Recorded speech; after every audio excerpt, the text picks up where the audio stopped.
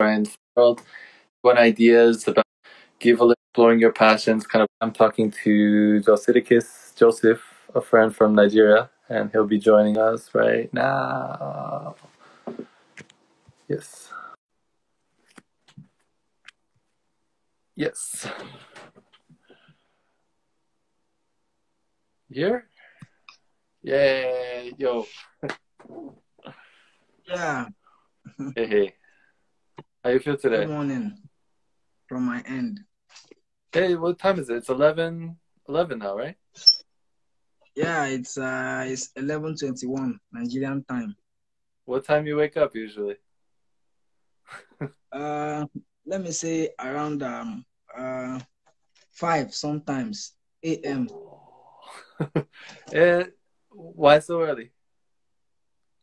because I need to create content. Ah, so you're busy from early in the morning. Yes, sometimes I need to wake up in the middle of the night for engagement purposes. Whoa, okay. So all for Hive or for other stuff too? So you're making a Yes, blog yes. at Hive, right? Yes. I Uh, had to wake up for engagement purposes. So I engage from 11:30 to oh. maybe 2 in the morning. And I sleep from 2 to 5 and I wake up by 5. Whoa, okay. I didn't know that. That, I that's had crazy, no right? idea. Huh? Yeah, I've been doing that for 4 years now. Really? A lot of other friends are doing that too, right? Yes, but mostly me, mostly. Uh, Uh, I a feel like friend of mine just joined. I said a friend of mine just joined the chat. He was my classmate back in school. does he wake up at 5 a.m. too? No. She was Oh, my classmate in yeah. school. Yeah. Hello. Yeah. Cool, Yeah. cool. Yeah, we'll see who pops in here. Is it okay you have Of your real course. life friends popping in and everything? You Of okay with that? course. Yeah. Of course, that's fine. Hmm. So in So Japan, most of the people working a regular job, I think they wake up at 6 or 7. But I think people working freelance or not on a schedule, most people wake up 8, 9 maybe. And some yes, friends, huh? yes, that's true. That's true. We are all freelancers. Okay, Uh, I don't know if you're a full-time freelancer or a part-time freelancer. I'm not sure. I'm not sure which you are, but I'm full but time. okay, you're full-time. All Yeah. right, all right. That's when do you wake up in the morning? Okay, so I try to wake up around 9. Oh, Yeah, usually it's more like that's 10 or 10:30. Yeah. But that also uh, has to do with just like some health issues and like not being able to sleep oh, well. Yeah. oh, I get that. I get that. Yeah. But I used to I have like those to health. wake up maybe 9, huh? Yeah, I said I used to have those health issues too that keeps me Yeah. uh makes me wake up very late back then, Uh, and continues till now. But it's the life we chose. We have to live it.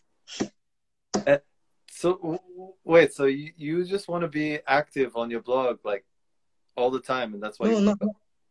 not just that. Not Uh, just that. The blockchain is spread to so many places. You yeah. can game, you can content, Uh-huh. you can uh you can just curate.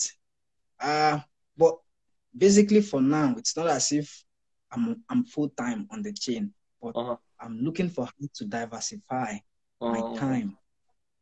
Yeah, I'm looking for how to do that, but I don't see any lucrative way to do that for now. Uh-huh. So that's why it's always 100% on the chain. So I sometimes I play my games for 6 hours on a bounce. Uh-huh. Yes. That's crypto Sometimes. gaming, right? Yes. Splinterlands. Yeah. So explain that to people, anyone that doesn't know what that is. Yeah. I will in the course of the video. Okay, I'll we'll do talk about that. that later then. Yeah. Yeah. Yeah, so one thing I really want to ask you, um, so when I first came to Hive, so Hive is this platform, this blogging platform that we're both active in. And when I first came to Hive, I didn't know anything about Nigeria. I just had these kind of like little images that maybe I saw over the years, which maybe not such great images or ideas that people shared. And just being at Hive, I met so many awesome Nigerians, and it really changed my whole idea about what's going on there. But I'm still Yeah. kind of I'm figuring it out, right? So last time when we were talking, the Wi-Fi went out, right? Yes, actually, so sad for me. Yeah, I want to know more about that though, because like in Japan, when I pay for Wi-Fi, I pay the phone service for 1 month, and usually it's expensive. It's like 80, 90 US dollars, and I get unlimited access at home, and then maybe like 50 gigs outside. So it's a totally different system for Wi-Fi there, right? Yeah, it's a totally different system. I mean, we have unlimited here too. We Yeah. have unlimited, but it's a plan for big companies, big tech companies that Yeah. uses a lot of internet. So individuals can hardly afford to get Mm. unlimited access plans because it's very expensive. The average Nigerian would not spend that much to Sure. have internet access because it's not really valuable to them. You don't spend much on something that Yeah. doesn't give you back an income. So, but people in Nigeria are huge consumers of internet data, but then they are mostly exploited by these data companies. These data companies enjoy a certain kind of, can I call it joint monopoly? They Mm. have this huge power to exploit people without people having to complain because they don't have choices. you know Mm. when you don't have a choice, you only complain or you continue using because you don't have another choice or another option. So these people are so exploitative. So what they do to you is they sell cheap internet data to you, and they they manipulate the way they read this data. If they tell you that it would last you for a month, before 2 weeks it's finished. So they have an algorithm, Yeah. to which they do these things. They exploit people, and because people do not have other plans or other choices, they do not have a choice other than to keep buying it, even if they Mm. are exploited. They keep buying and buying. We have about 4 or 5 of these companies in Nigeria, just 4 or 5 of them that provides this service to over 300 million Nigerians. You check that numbers, we have just 5 companies to over 300 million Nigerians. And out of these 300 million Nigerians, let's say 180 has the money to get a phone that has access to internet, and um, these people are paying within these 5 companies. If you switch from this data company to the other, it's the same thing. They it's Yeah. it's it's more or less like a carrot and stick approach. They give you something and they take more in return from you. They give you something and they have a way of charging back what they give you. At the end of the day, the users are collectively losing or not having enough value for their money. So Yeah. that's how it happens. So you have unlimited plan as well, but it's very expensive, and it's only people who makes money out of this data For sure. plans that actually goes to the length of spending that much money to Uh-huh. buy these unlimited access plans, Mm. because a regular person would not buy whatever, or something that would not profit them, Mm. something that would not profit them, okay, um because it is not yielding anything. So why spend on what you are not getting back from? So that is how it is. So we have unlimited. So my own plan that I bought the other day, it was supposed to last for a long period of time, but it finished faster than I expected. and it cut me out of that live section the last time we were talking, and that was very embarrassing as well. And that wasn't. So that's how it works. Nah, you don't need to be embarrassed about it. But wait, but so you pay now day by day? No, I actually pay for 1 week. I pay for 1 week access, but that 1 week access is not unlimited. Okay, It can finish. Yeah. It can finish on the third day, yeah, or on the fourth day. It It's doesn't like get to the fifth day. Yeah, it's always the third or the fourth day. It doesn't get to the fifth or the sixth day. How much does it cost for a week though? It's relative. Do you want me to talk about it in? I can't convert. I can't, physically convert the naira to dollar valuation. Okay. So but I'll tell you how much it costs in the naira form. Yeah. And yeah. It's not really about it's not really about how much it costs. Yeah. In dollar valuation, because people in Nigeria don't earn in dollars.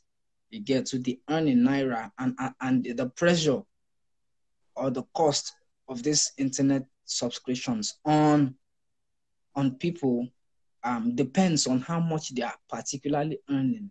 So how much they are earning would determine if it's expensive or if it's cheap. Do you understand what I'm trying to do? The price is different for people who are earning differently? Or there's different levels of internet then? No. My point is what I'm trying to say is it might look cheap in the dollar. Like if you convert it to dollar, it might look cheap. But then it's not cheap for people who are not earning in dollar. It's expensive for people.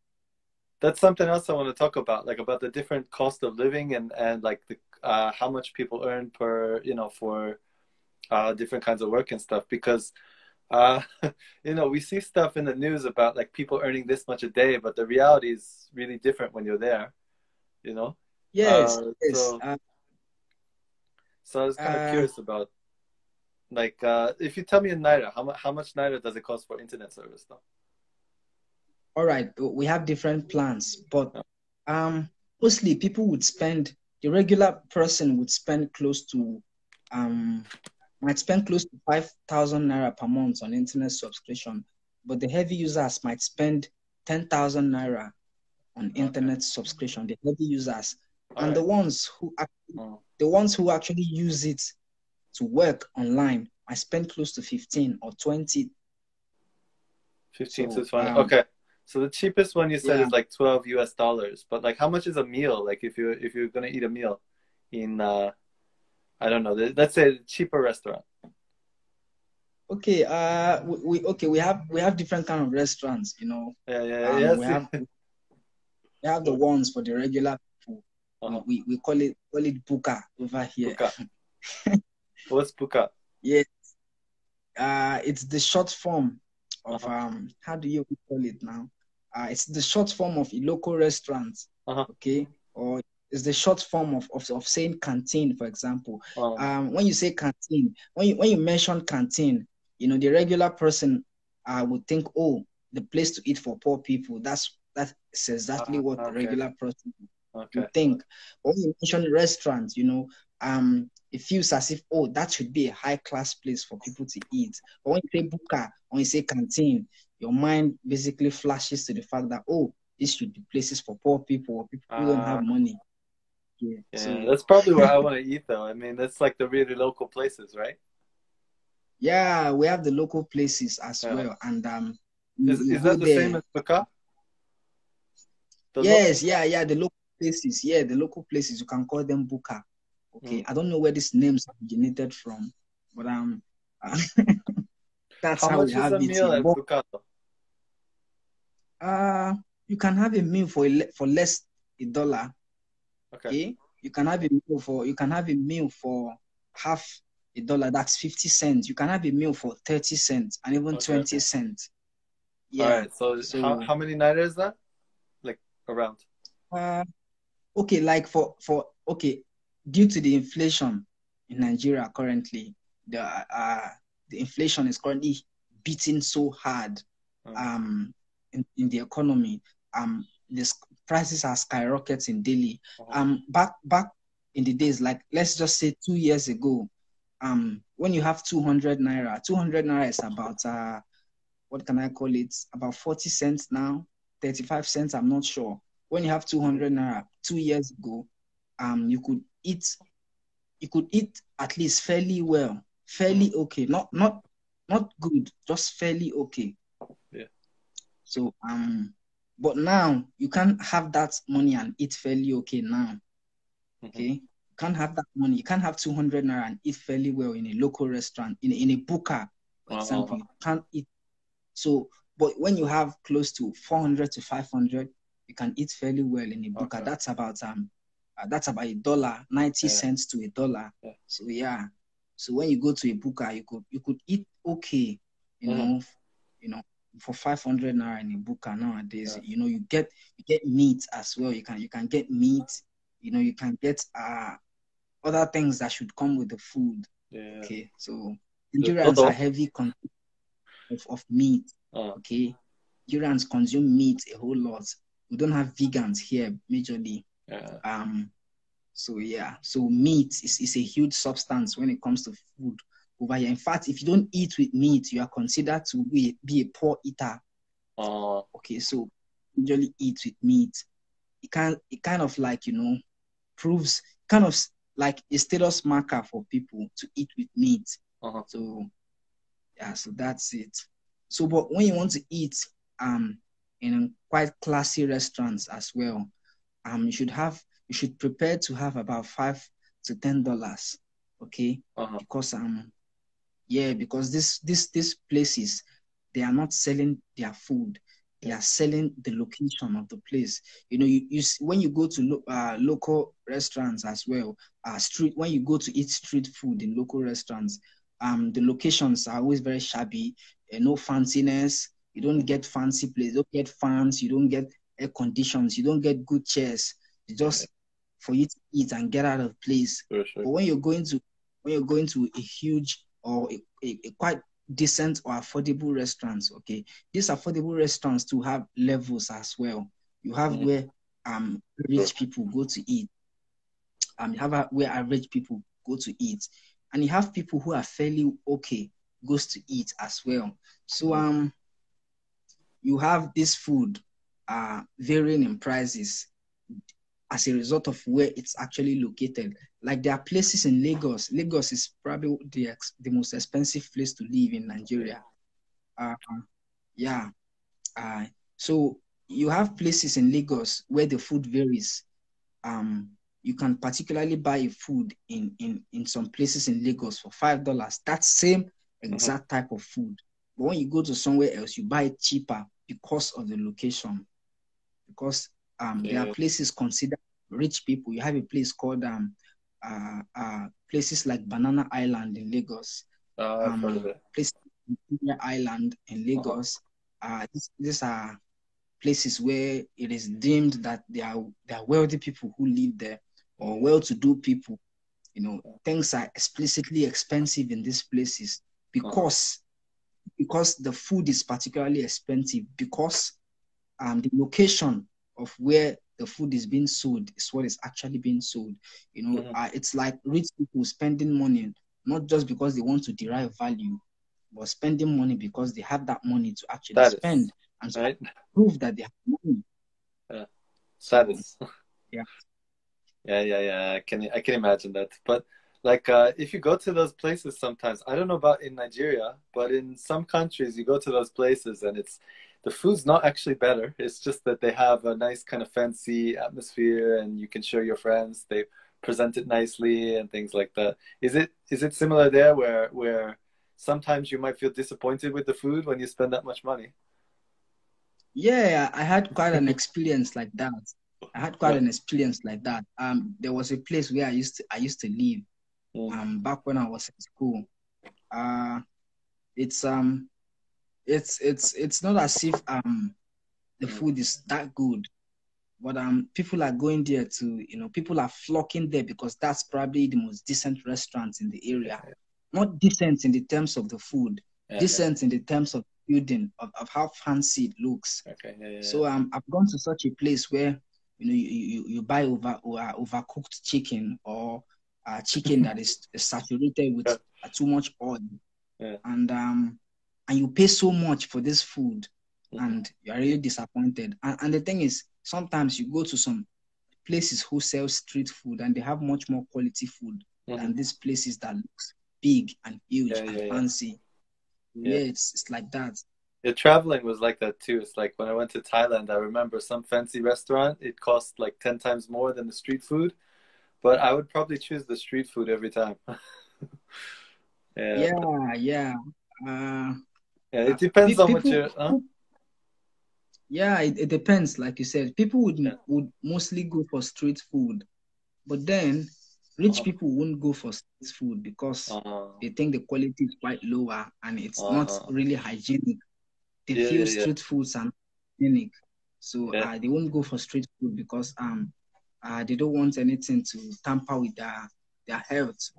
So it's true that fancy places are much more neat or decent, basically, and the way the foods are prepared are quite better.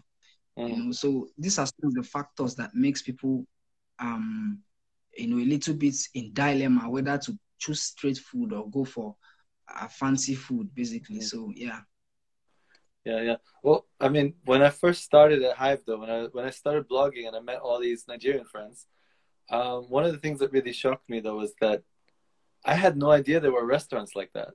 Like when we hear about Africa, we don't imagine that there's fancy restaurants. So that, I mean, there's probably some people that know that, but I think most people in the States and Japan don't even imagine that. We really don't know that much about Africa. It's a shame, but yeah, but I guess that's actually one of the reasons why people outside do not know so much about Nigeria. It's probably because we are not marketed enough to the other side of the world. Although people outside the country know about Nigerians, but they do not really know about Nigeria itself, the country itself. When you go to so many places in the world, you would see so many Nigerians. In fact, there is no country in the world where you go where you would not see a Nigerian. Every country of the world has a Nigerian. But then these people knows these Nigerians, but they do not know how it feels to be back in Nigeria. So people know about Nigerians staying in their countries and their culture, but they don't know about Nigeria itself. They did not know about their leaders. They don't know about the economic state of the country. They don't know about the lives of people over there, the GDP, the lives of people in general, what counts and what doesn't count. Okay, and that's because I feel the system in which the country is built is one of the reasons why it is so. The system is sabotaging the country itself. That's why it's majorly that. So Nigerians are the one doing better jobs of selling themselves. And that's why when you see Nigerian musicians or music artists go to other countries, you see them do a good or better jobs of marketing the country itself, rather than the government or the leaders are actually doing. So when you see talent shows all over the world, when you go to universities, you see Nigerians who are actually excelling, coming tops, doing so well outside the country. These people are the ones that are doing better jobs, actually marketing what the country feels like and the people. And these are the people who are actually, when the social aspect or the media, the internet has done a better job of showcasing the world what Nigerians are, what they are not. Okay, so many people know so much about Nigeria simply by having a direct contact with them on the media or on the internet. So that's a better way through which people know about Nigerians. You see, it's actually better now that there is social media. When you look at so many aspects of the world, you see that people from so many parts of the world are getting married to Nigerians, becoming their musicians, becoming their partners, and so many aspects. I used to have a girlfriend from the Philippines. Yes. So Really? um yes. Okay, cross Yes. culture there. Yeah, cool. Yes. So these people are so fascinated by us, you know, uh and how we live and our struggles and our lives and you know so many things about us. So I think people are doing much more better jobs of marketing themselves more Mm, than the government are even doing that. So yeah. yeah. Well, it's also that, like, I think in general, people around the world, most people are not really that actively seeking out the lifestyles of other people. They're not like looking to find out how people here live and how people there live, which is why I wanted to do this really because I think it's really important to know. You know, it's important to know that. And when you get like a kind of curated feed of what's happening, or like a curated video or media, then sometimes it shows too much of the negative aspects, or sometimes it shows too much of the positive aspects, and you don't get like a really like countries are really complicated and diverse, you know. And so, I mean, before leaving the States, most people that come to America, I feel like we basically, if they say they're American, we treat them like American. And if they say they're Nigerian, we say, oh, that must be different, right? And whatever they say about it, we just believe it 100%. And we don't imagine that there's other people in different situations there, you know? So you have one person Yeah. coming from one tribe or one religion, they have a very different experience from someone else, right? But we don't think about that Yeah. when we think about this country. We just think about, oh, my friend said that, so it must be that kind of country. Yeah, and I find like a lot of people make that kind of really simplistic view of things when it's never that simple. Yeah. Yeah, Yeah, like you have what you call it's like that concept of the herd mentality. yeah. I used to have a friend of mine who lives in South Africa. He's a Nigerian but he stays in South Africa and he's on the blockchain. He's on the Hive blockchain as well. So we used to talk so much. You know, but there is this thing happening in South Africa. It's called xenophobic attacks. You know, the South Africans are trying to chase away the foreigners that are in their country, starting with the Nigerians. Mm, And you know, so because of this, you know, there's this widespread belief that Nigerians are bad.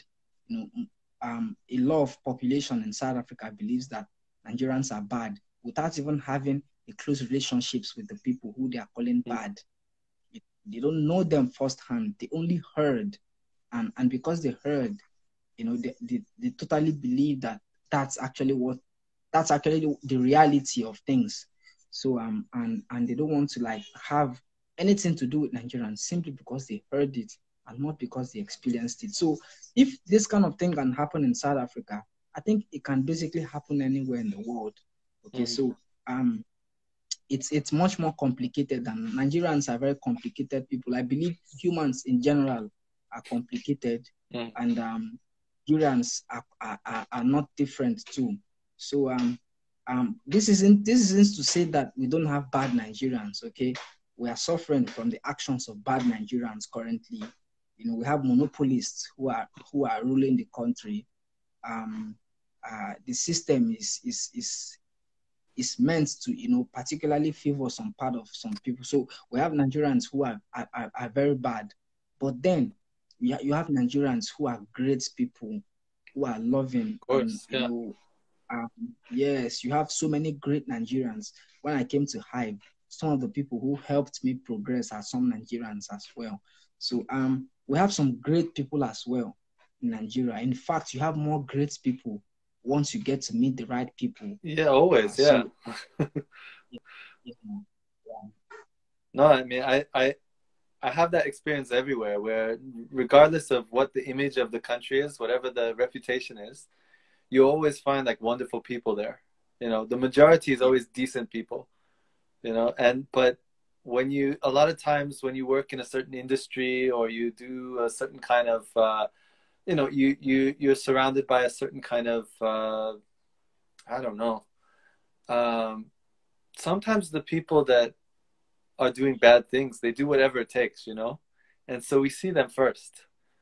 And so a lot of Yeah. places get this bad rap because of that, you know, because the people that are not doing great stuff, they kind of they're really easy to find because they're right in the forefront because they did whatever it took to get there, you know, whatever it took Yeah. to get successful, and you have that with like politics and fame too, you know. I think you have in lots of countries where the people, they do whatever it takes to get to the top, and so that's what we think of when we think of a politician, or that's what we think of when we think of a CEO even, because Yeah.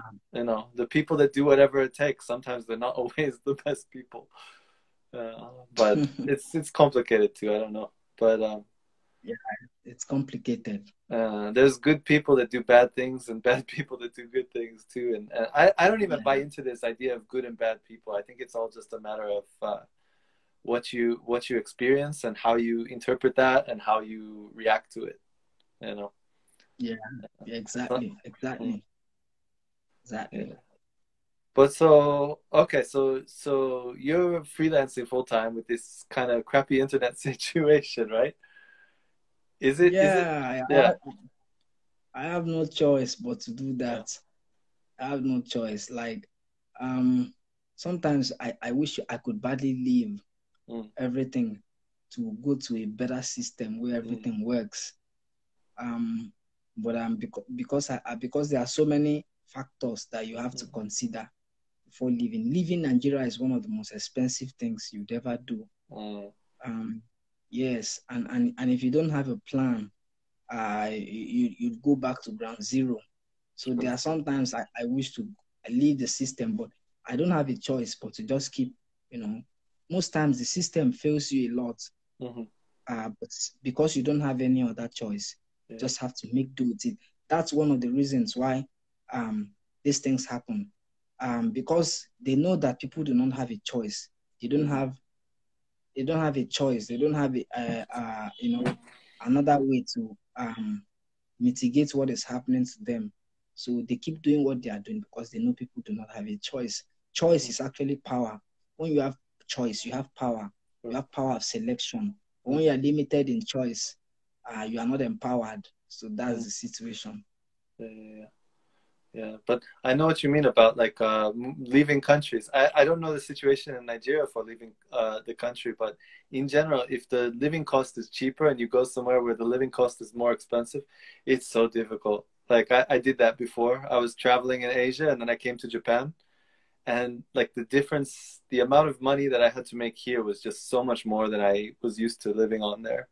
So I mean, I wouldn't have been able to come here if it weren't for a local friend that basically said, he said, you can stay in my house for as long as you find a job for free. Once you find a job, you can pay me some like kind of like 60% of the regular cost of that room. And if I didn't have him, then I wouldn't have been able to come back. He offered me that, and that's how I came back here. Uh, and Wow. and my situation is where like I could go back to the US and start working a job again, you know. But I guess if you're in a, you know, if you're in a country with a kind of more competitive economy, not that US is not competitive, but it's more kind of what is it, like less opportunities, then it's even harder, right? Yeah. Yeah. Yeah, but so freelance work now, like so are a lot of people finding jobs with like companies, or are there companies that people work for, or are most people trying to, like, what is the goal for most people in Nigeria when it comes to like going to school and finding a job? Yeah, it's relative. Oh, I think people like kind of like limit their choices by default. yeah, You know, people limit their choices yeah, by default. So yeah, in Nigeria, for the regular Nigerian, it's yeah, either you go to school or you learn a trade or you get a vocation. It's yeah, either you yeah. learn how to be a tailor, you learn how to be a barber, Oh, you learn how to be a fashion designer, you learn how to make shoes, you learn how to make bags, or you go to school. yeah. The ones who have money learn Oh, a vocation and go to school at the same time. But the ones who don't have money would either choose to go to school or choose uh-huh, to learn a trade. uh-huh. So these are some of the most popular choices that people make for themselves. But then it's much more with the sophistication of life, basically it's become different than that. I didn't learn a trade. I didn't learn a trade because I felt it wasn't for me. It wasn't the kind of thing I wanted to do. Sometimes I consider myself not to have any basic skill in life. I don't have any problem solving skills, but because of the internet, this was mitigated. But I know my strengths. I know that I'm a very creative person when it comes to giving you ideas to grow your business. I'm a very creative person when it comes to knowing what you should do and what you shouldn't do. I'm a very creative person when it comes to procuring solutions for people, especially when it comes to finances. I'm very good at that. But then Nigeria does not provide for this kind of skill, basically. So for people, it's majorly go to school. When you go to school, when you come out, you get any form of job you see out there and start working to take care of responsibilities. So for people, it's more about getting a job to take care of their responsibilities and not to get fulfillment or to get satisfaction with the kind of job they are doing. They just want to pay their bills. Once they pay their bills, they don't care if they're happy or if they are fulfilled in whatever they are doing, because there are no jobs to even make you, to even give you that satisfaction of getting fulfillment, because jobs are limited. It's either you take it or you leave it. For every one job you have about 50 people who are vying for that same job. And the competition is so high that people are even getting exploited for looking for jobs. But I think basically there are jobs in Nigeria that can be lucrative, that might be lucrative. I might be wrong. For example, being a doctor, for example, should be lucrative because Nigerians are lacking doctors.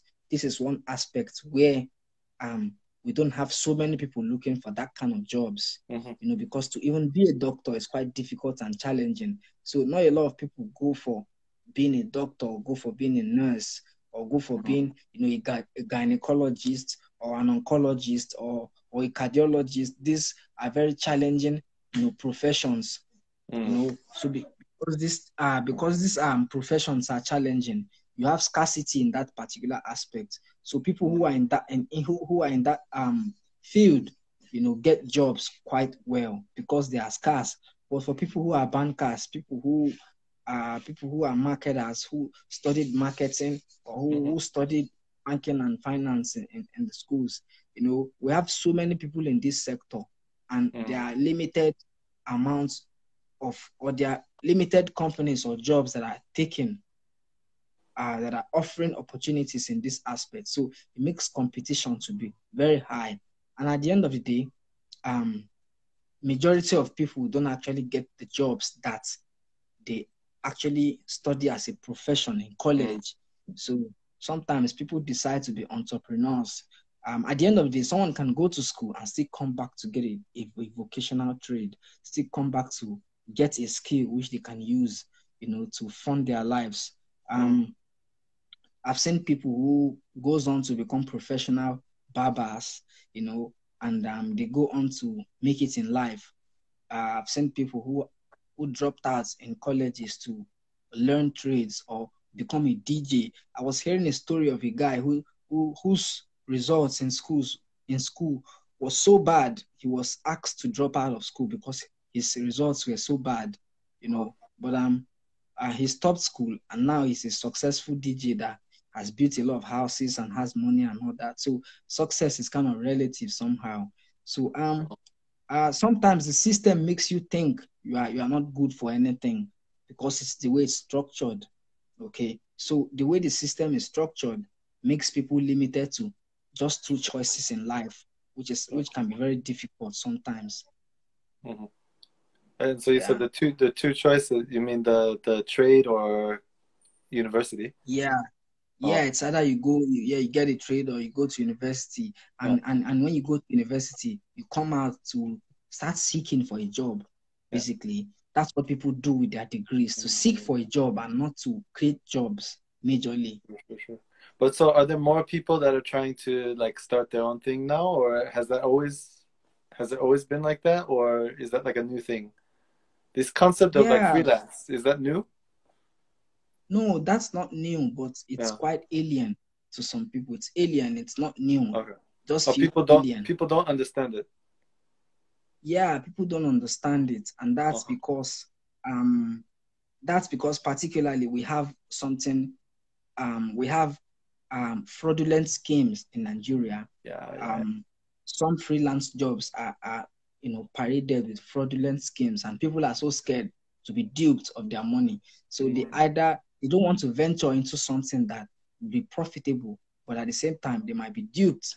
So, but when it comes to the concept of freelancing, the concept of freelancing is not something new, but it's quite alien. So many people do not buy into that idea Oh, because um for you to be a freelancer, you have to be creative. You have to create what you can freelance in, uh-huh. basically. And aside freelancing from Fiverr, From Fiverr.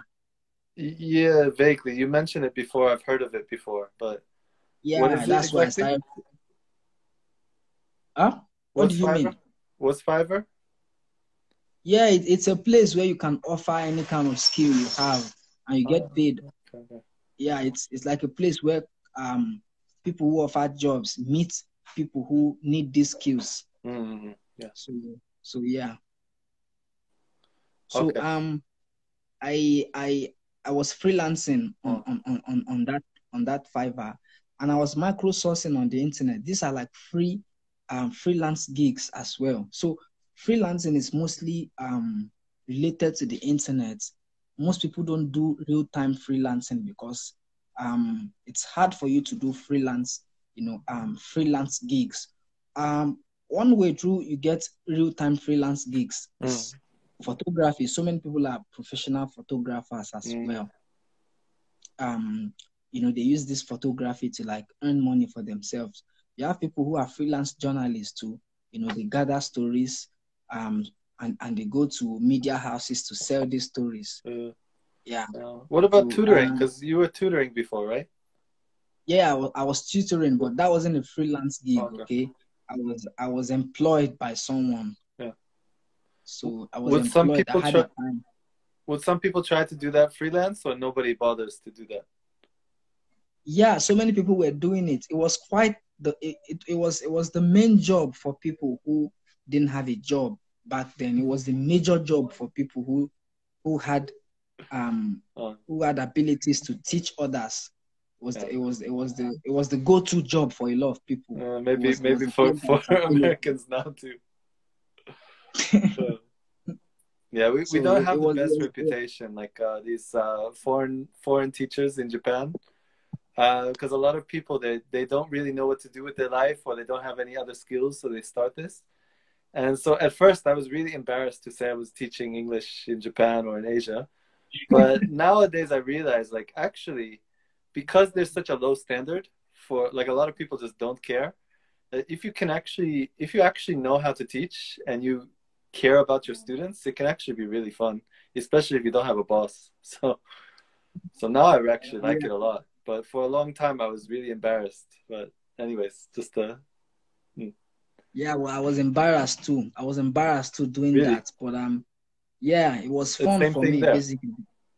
Yeah, it Uh, was fun for me. It was embarrassing for me uh, to be tutoring students, but it wasn't a well-paying job, but it mm, wasn't freelance as well. I was employed by someone to do that. yeah, yeah, yeah, So yeah. yeah, so it wasn't freelance. So because you have to get there early in the morning. You Mm. have to you have to wear uniforms. Yeah, yeah, yeah. Um so yeah, so many things like that. So but freelancing is not really a thing in Uh-huh. Nigeria basically.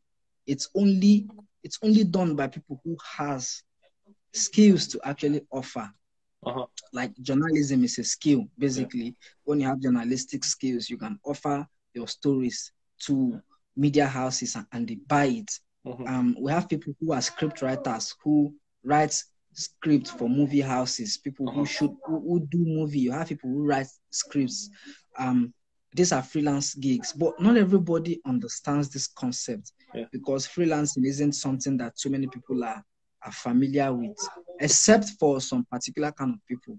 So that's how it works in Nigeria. So most people basically like seek for a job with their degrees, or they learn a trade basically, and some selected few actually do freelance basically. But not a lot of people know about freelancing in Nigeria, or the opportunities that comes with freelancing. And another aspect is that the internet has a lot of freelance gigs basically. For example, Hive is freelance actually, you know, and Fiverr is freelancing. But many people do not know about this basically because it's not a thing. It's not what people would depend on to build a family, get married, build a house. So it's not always rated highly. Yeah, but there's actually a lot of opportunities if people go out of their box, right? Yeah, there are a lot of opportunities when people kind of like think out of the box. But Nigerians are differently creative. Okay, Nigerians are one of the most creative people in the world. But sometimes we are limited. We're limited in the sense that no matter how creative we are, we don't go to the extra mile sometimes, you know, to monetize this creativity. The extra mile is always quite difficult. Extra mile can be challenging, and you know, not a lot of people can accept these challenges as well. Like when I was on Fiverr, the job I offered, you know, people were particularly rejected for a whole lot of times. And I have people who I did jobs for, and they would use my job without actually paying me. But they would tell me the job is actually bad, but they wouldn't pay me, but they would go ahead to use the job. Okay, so not a lot of people could have this kind of patience. But I kept on doing that without actually earning anything. I kept on doing it. That was a place where I actually like developed my writing skills, because because I had this urge for perfection. I would do it over and over and over again, because sometimes I didn't deem it to be that good enough. So freelancing is not a thing. It's not a thing. It's just for a selected few. You have people who are successful YouTubers in Nigeria. I consider YouTubing to be freelancing as well. Yeah, sure. I don't know if you do. Yeah. You have people who are successful YouTube freelancers, and you know, these people are quite creative. You know, they have particularly learned from others who does this thing on the internet. You have huge YouTubers on the internet, and some of these Nigerians learns from these YouTubers and apply their creative concept to kind of like, you know, become so successful on YouTube. And they have so many of these guys that does this thing, and they're very good at it. And it's just about understanding what you can do, understanding where the opportunity is, and going for it. Sure. Yeah, but so what was I going to ask you? Sorry, my brain always has all these different ideas popping up. I have to choose one to focus on. Okay. So YouTubers, nowadays I hear a lot of young people. When I talk to younger people now, what do you want to do? Oh, I want to be a YouTuber. I want to be a Twitch streamer or something like that. And like my parents' generation freak out. They're just like, that's not work. Right? It's scary to be on the frontier of something. It's scary to be the first one to do something, and there's no guarantee that you're going to succeed. And I hear a lot of people saying, oh, you should start a YouTube channel, you're going to be so famous, right? And it's not that easy. It's not like you just start a channel and you become famous, right? Anyone who's tried it, that's not like that. It's not that easy. It's not easy at all. Yeah, but it's good that there's people in Nigeria doing that, because I mean, I think like we need a chance to learn about Nigeria. Yeah. But are there any people you recommend? Any YouTube channels I can check out?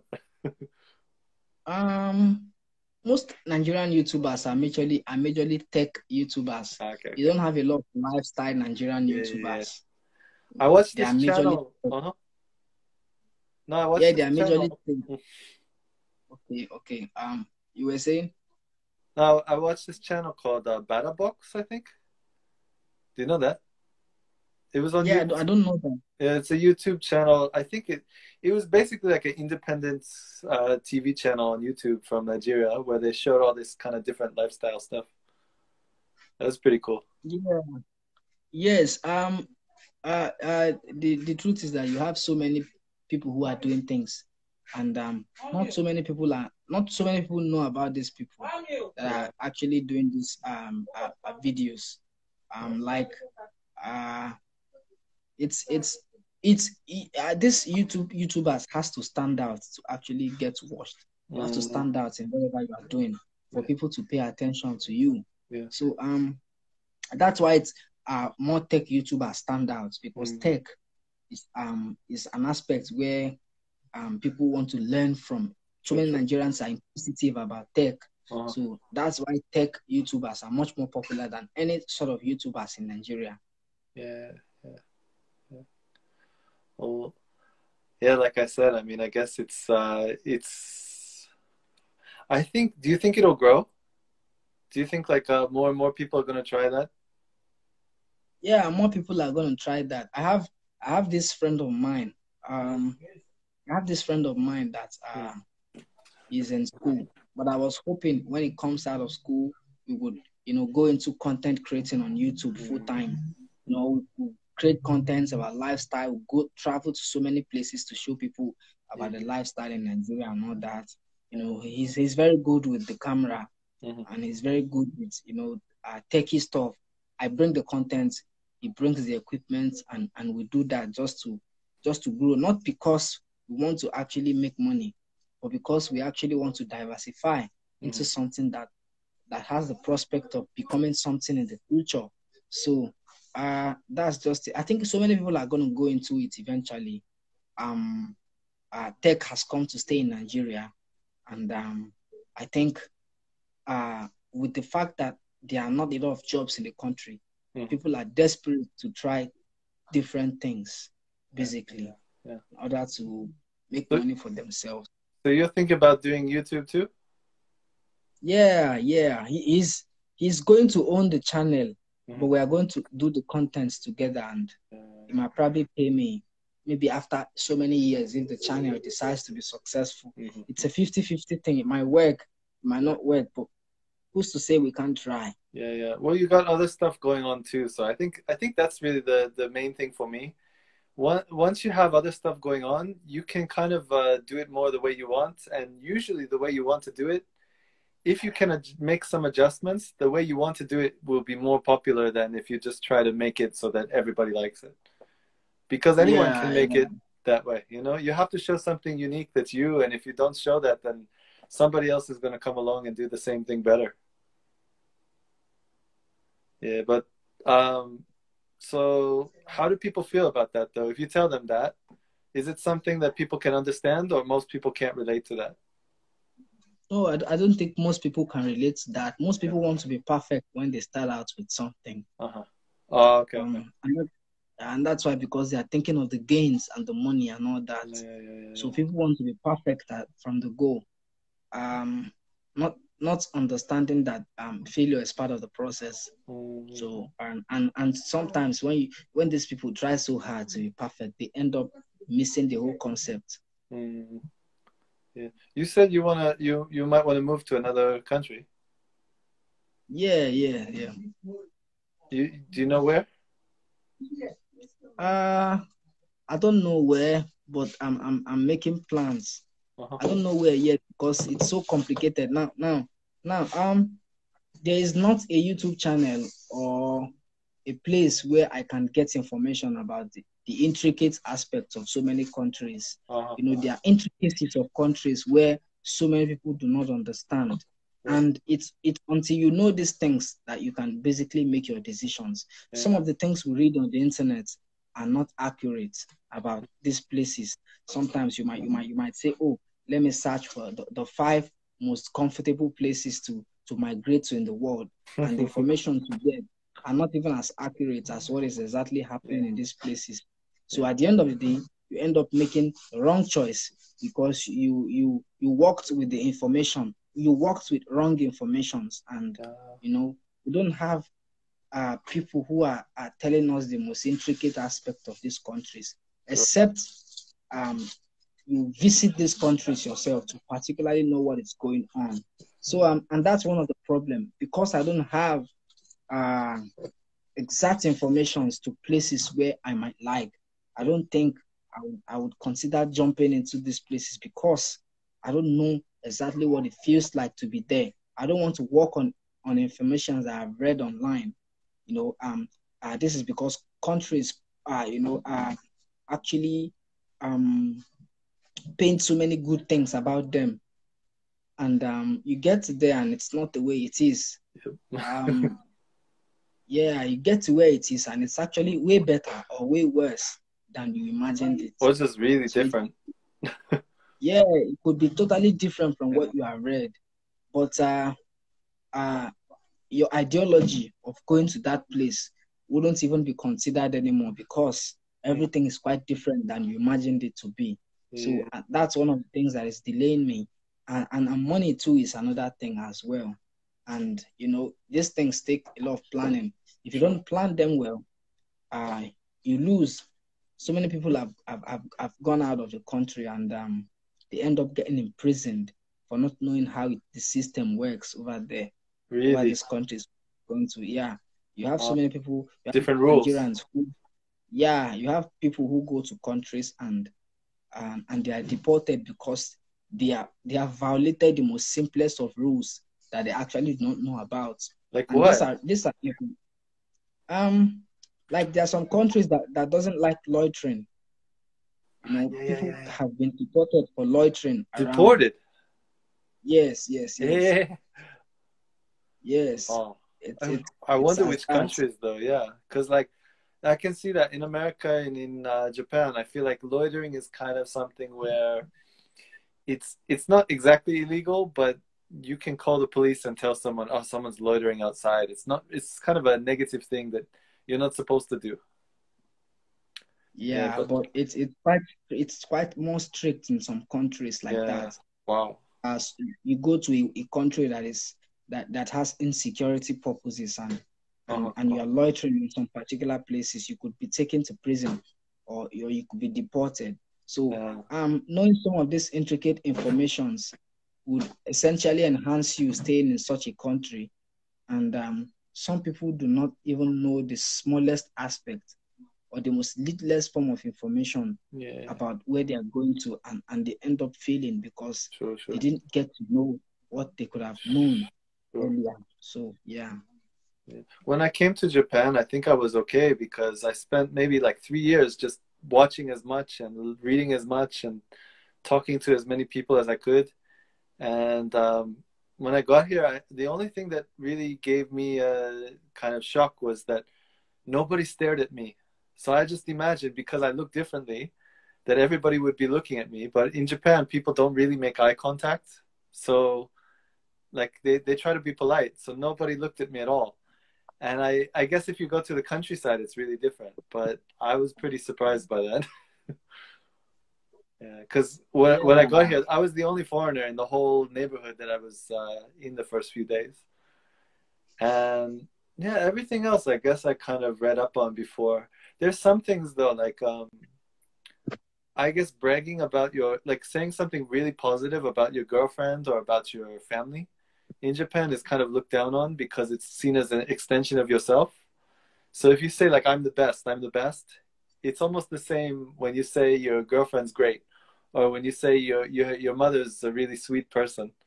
People will say like, oh, stop bragging, or they don't say it, but I think we lost you. Yeah. All right, good. Yeah, I don't know what happened there. Anyways. Yeah, it wasn't my fault. I checked on my end. It wasn't from me. It might have been me. It might have just been technical. Computers hate me. I had maybe I had a phone that no, I had a computer. I bought the computer, and I bought the warranty, and I brought it home, and the first thing I saw was a blue screen. And so I took it back with the warranty. They said, okay, we'll fix it, but it'll take 1 month. And so they said they'll fix it. And then 1 month later, I got it back. Oh, 2 months later, finally they had it back, and it didn't work. So I sent it back again, and then 2 months later, it still didn't work. And they had this deal where if it doesn't work 3 times, they give you a new computer. Except they said it's a different problem every time, so it doesn't count. And so I never got a new computer, and for about 8 months, I didn't have a computer.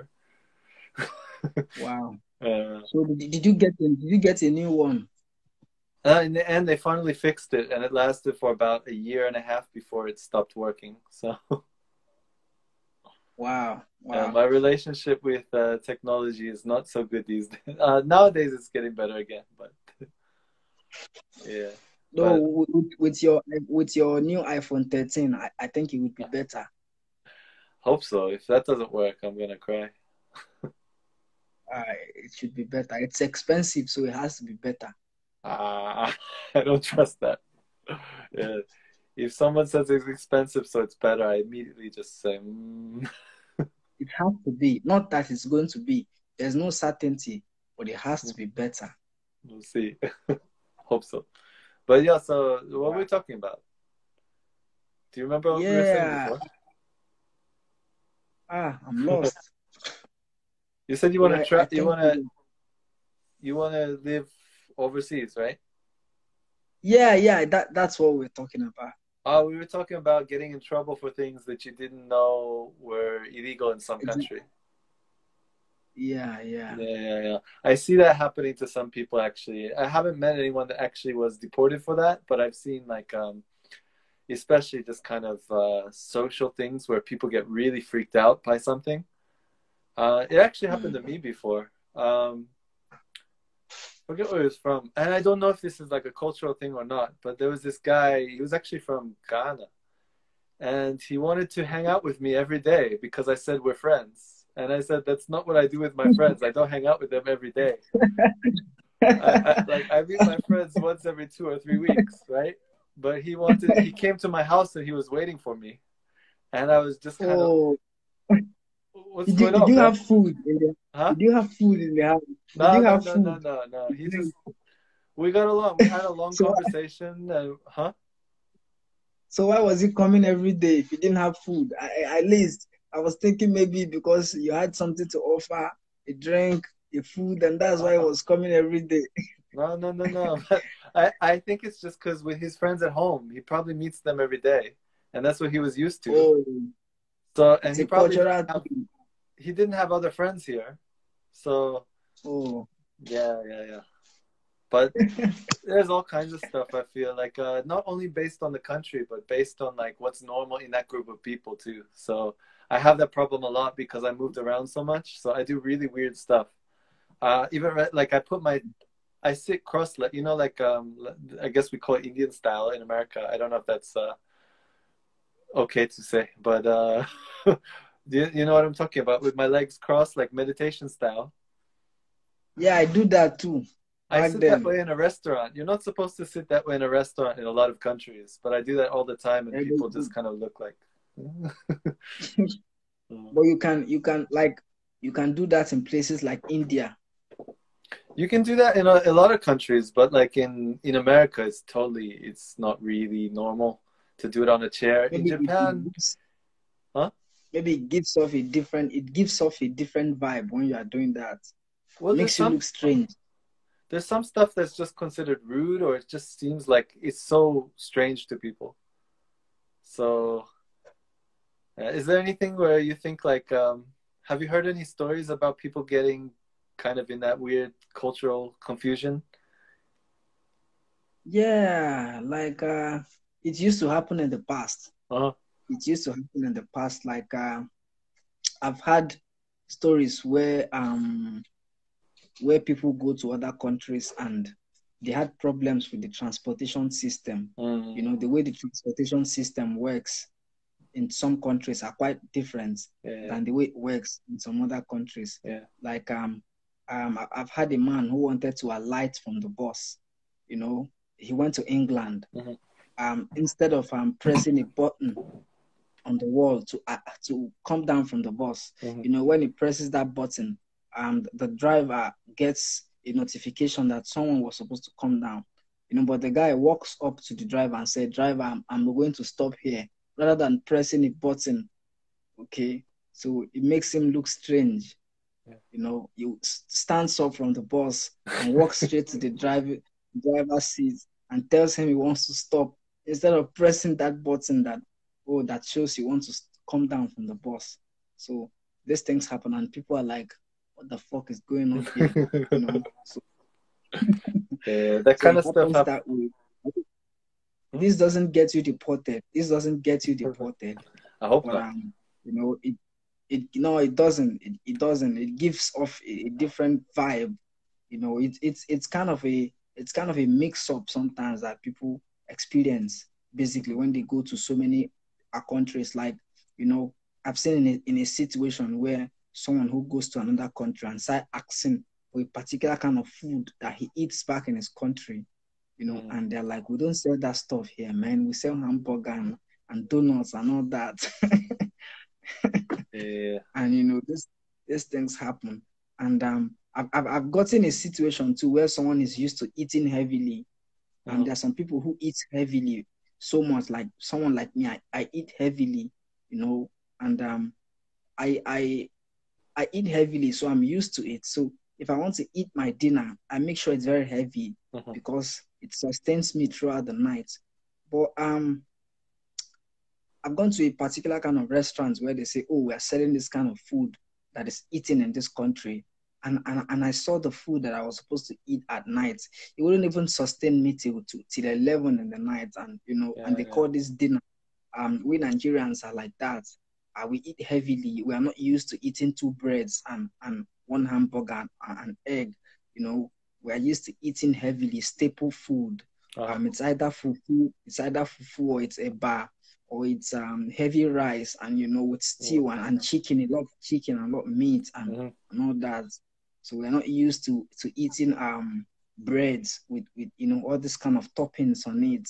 The leaves on the bread and all those things they put on bread where they cut the bread into two and they put all sort of funny stuffs inside it. We're not used to eating that, but so many people would eat that. Some people would not. So we have people who go to countries and find it difficult to adjust to their eating pattern over there. Yeah. And because of that, they can't stay in that country. They have to come back because they don't find it easy to do that. And I've seen people who leave countries because they couldn't adjust to the eating pattern or the weather. Basically, the weather is something else. Yeah. The weather is something else. Some people don't find it easy to adjust to the weather, and it becomes a huge factor. But some people do not have a choice. They go to countries where it's cold, and because they want to hustle, they want to make it big. They want to go back home with millions. So many people leave their countries, and when they don't come back very rich, they are deemed failures. So they have to adjust to whatever system or whatever condition they see in that country, just so they could come back very rich and buy their moms expensive cars and display to their exes that they are now rich and all sort of things like that. So it happens that way. So there are so many things that gets people easily deported. In Nigeria here, we are used to when we see a young lady we like on the streets, we could easily go to her and say, "Hey, what's up? How you doing? I like the way you look. Can I have your number?" There are some people that won't condone that when you go to some countries like that. Sure. Although it can depend on personalities. Yeah. Okay, I might see a girl I like on the road in Nigeria. It's much more easy for me to get her contact. But I don't think do that in some countries. It might be considered public harassment somehow. Yeah. No, that's why foreigners get in trouble in Japan for that. Like not only Nigerian, but Americans maybe get in trouble for that too. So we have this kind of reputation. Everyone says like, what do they say? They say like, oh, Americans are really open. And it's like, what does open mean? It means they're looking for that everywhere, basically. But I think like in some places it doesn't mean, it's not necessarily like looking for something negative. It's just like there are not so many places to meet in Nigeria, right? Yeah, we have so many places to meet in Nigeria. In fact, Nigeria is tailored. Most businesses are tailored on dating and meeting Oh, and all really? that. Yeah. Yeah, yeah. Okay, okay. Yeah, you have so many places you have so many businesses who are tailored. Dating sells a lot in Yeah. Nigeria. Sex and dating Okay, sells okay. so much in Nigeria. So you have so many places who are tailored for that. You could, for example, there was a day I was on a bus, and Mm-hmm. while I was going, the person who was driving the bus was like, hey, you have 5 hotels on this street. You have one here, you have one beside it, you have one beside it, and you have another one beside it. All because of sex. People Uh-huh. like sex so much that they can afford to rent these places to go in there to have sex. So Uh-huh. it sells. So yes, these businesses are tailored to meet these demands. Okay, okay, You know, yeah. So it's the way it is. So we have so many places where people meet. Walking up to a girl is not considered harassment. yeah. Unless you kind of start doing it in a crazy way, basically. Quite normal. Yeah, it's Yeah. quite normal to walk up to a girl. But when you start doing it quite funny, it becomes public harassment. But then, Uh-huh. even if you do it funny, even if you do it overboard, we don't still consider that as embarrassment sometimes. Uh-huh. People just see it as a guy who is in love, who is trying to do too much. Yeah, yeah, yeah. So we see it as something normal. You don't get into trouble for doing so many things in Nigeria. Yeah, You don't sure. get into trouble. Yeah, there are so many things you don't get into. Like you could beat traffic, and you could not follow the traffic sign. You could not follow uh, you know, traffic lights, and you can go free for that, you know. Mm-hmm. Well, Um, but something I some want. some people, Uh-huh. okay, but some people go to some other countries and they think it's the same, and they Yeah. do the same mistakes, and they're arrested for that and all that, and it happens like that. Yeah, yeah, yeah. Well, one friend on Hive, we were talking. He said he met a girl that he likes. He wants to take her on a date, right? And Yeah, the concept of a date is really different because he said, I don't know where to take her because all the places to take a date are really fancy, and if I take her to a nice place, she's going to get the wrong idea that I have lots of money, and I I don't want think to I, give her, I know huh? I think I know the guy you're Yeah, yeah, talking yeah, about. yeah, yeah. Mm, Yeah. Maybe he talked to you So about it yeah, too. yeah, no, he didn't talk to me about it, but Oh, there's this things about Nigerians. yeah. We can connect people based on some familiar stories. Uh-huh, You uh-huh. get somebody's writing style can give off a Mm, whole lot about them. You mm, get the way someone talks can give off a whole lot about them. Their stories. You can say something intricate and somebody use it to connect too many dots in your life and understand so many aspects.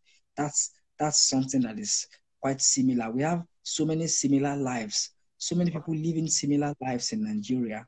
uh, It's not easy to predict Nigerians. It's not very difficult to predict Nigerians. uh. So yeah, it's not difficult to do that. So I understand. I know who you're talking about. So go on. But do you think a lot of people have that experience where it's difficult to find a place to take a date, or do most people not think about that? They just say like, "Oh, it's a date, so I'm just gonna spend as much money as I have to, even if it puts me behind. If it sets me back, I don't care because I like her, or I want to see where things go, or something." Or Yeah, some people do that actually. uh, Some people in a bid to get a girl to like you, yeah, you can spend so much money to yeah, yeah, impress yeah. that particular kind of girl. Uh-huh. And but it is obviously wrong for people to do this, but they don't just understand it. Uh-huh. Um, we have people who spend more to impress, more Yeah, than yeah, people yeah. who spend because they need to spend. Mm-hmm. We have people who spend because they want to impress, more than people who Yeah, spend yeah. because they need to spend. Sure, sure. So we have more men spending because they want to give off an impression. Oh. Understand that? So the concept of dating sometimes can send off the wrong signal Mm-hmm. to some people. And sometimes when the place you take a girl Mm-hmm. can give off your financial status to that girl. Yeah, yeah, yeah. Understand? So the place you take a girl to can give off, and sometimes it might send the wrong idea. Somebody might be broke, but Uh-huh. they save so hard to take a girl to an expensive place, Uh-huh. you know. because they want to badly get the girl. Uh-huh. And you But have people who so okay. huh?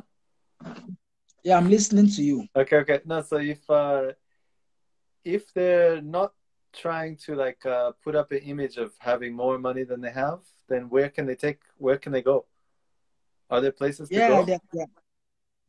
there are places where you can take a girl. Uh, There are cheap places to take girls to. okay. You have cheap places. Yeah, we have Yeah. places, and there are expensive places too. Okay. So I guess he was kind of stuck in the middle. He was thinking, I don't want it to be too cheap and I don't want it to be too expensive. So maybe in the middle there's kind That's of lacking something. exactly. But that's not my kind of person. Basically, um, I'm the kind of person who I don't like to talk about my finances with someone who I want to take on a date, Sure. because that's what the relationship would be based on. Yeah. Money. Yeah.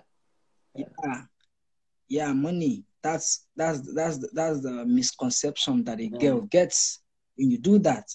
But it's important to fall in love based on things that are non-monetary and non-materialistic.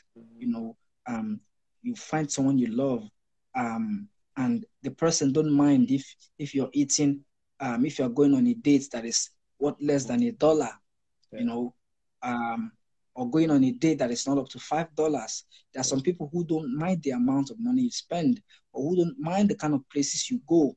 But these people are interested in you just because they are interested in you, and the location or the place where you take them to is doesn't really matter.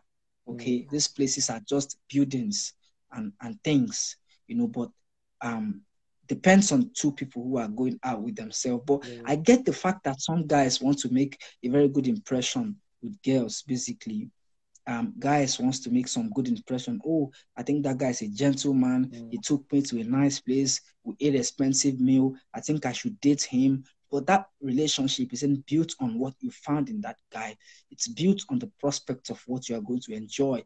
And no long-lasting relationship ever works like that.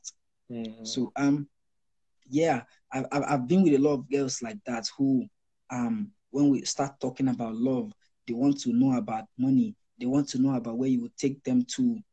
They want to know the kind of bags you buy for them. They want to know how much you actually earn, so that they would consider if they want to be with you or not. Yeah. And these things are like that. But naturally, most guys like to make an impression. That's not me. That's not me. Sometimes I like to give girls wrong impression. Sometimes, I like doing that. I like giving them that impression that I don't have any money. Yeah. I understand. I understand. Yeah, I did that too, because I thought, like, if she likes me for, I like, a lot of people thought, a lot of people say if you don't have money, it's not really time to be dating. But that's not true. That's not true. I always liked dating when I didn't have money, because I found that the people that like me, they really like me, and that's how I ended up in a really good relationship, and then everything is just up from there, if the situation changes. Yeah. So Yeah, like that. You should be with a woman who would know how to basically grow with you. yeah. Not a woman who wants to be there with you when you are finished growing, when you are still growing, or when you have finished, or when you've gotten to the apex or the peak of your growth. That's not love, if you ask me. Yeah. I mean, for some people, there's no choice. Once they get successful, if they still haven't found someone, then they have to do that. But yeah, I think, for someone who's kind of like figuring things out and everything, it's not necessarily bad to find someone at that time.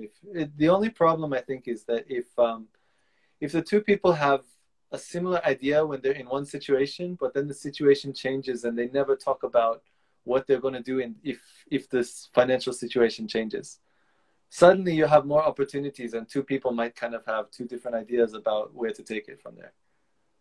Yeah. So Yeah, you're right about that.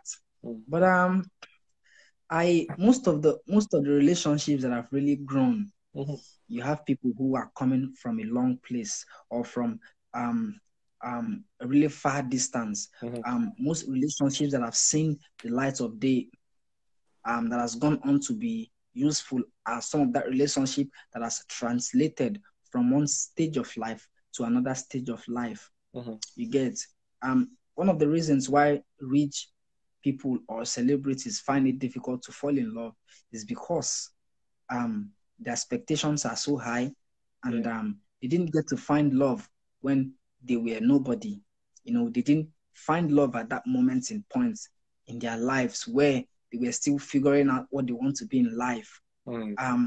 what they still want to do. They didn't find love at that particular point in time. So when you see successful people fall in love, it's more about the materialistic aspect. Yeah.